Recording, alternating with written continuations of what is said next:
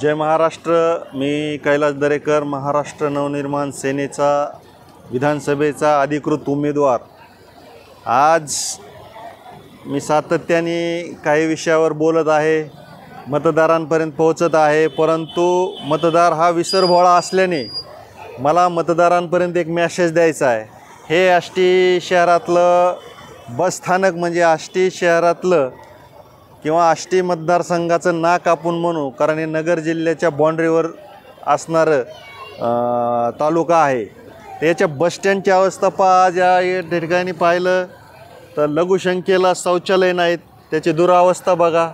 मग गेल्या 45 वर्षामध्ये या मतदारसंघाचा विकास असा झालेला आहे की हे भकास करून टाकलेलं आहे। हे बसस्थानक बघा, ह्याचे पूर्ण बसस्थानक म्हणजे नावाला हे बसस्थानक नाहीच आहे, एखाद्या तालुक्याचं बसस्थानक म्हणण्याच्या लायकीचं हे बसस्थानक नाही आहे।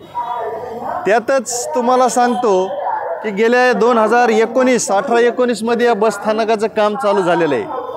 साधारणतः एखादं काम चालू झाल्याच्या नंतर 11 महिन्यामध्ये ते काम चालू होऊन पूर्ण होणं अपेक्षित असतं, परंतु 2019 आणि 2024 गेल्या 5 वर्षाचा काळ या ठिकाणी लोटत चालला आहे, तरी या बसस्थानकाचं काम झालेलं नाही।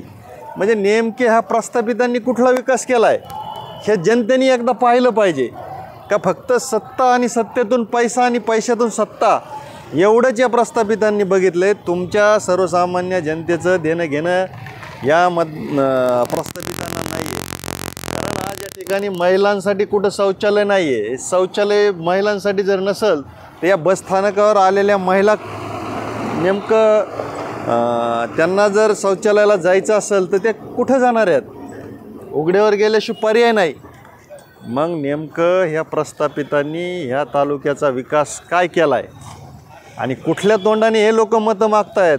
भल्या भल्या मोठ्या सभा घेत आहेत, कोण कुठल्या पक्षात हे कळायला मार्ग नाही। तर जनतेने सद्विवेक बुद्धीने विचार करावा आणि महाराष्ट्र नवनिर्माण सेनेच्या रेल्वे इंजिनना मतदान करून ह्या प्रस्थापितांना यांची जागा दाखवावी ही मी जनतेला विनंती करतो। जय हिंद, जय महाराष्ट्र।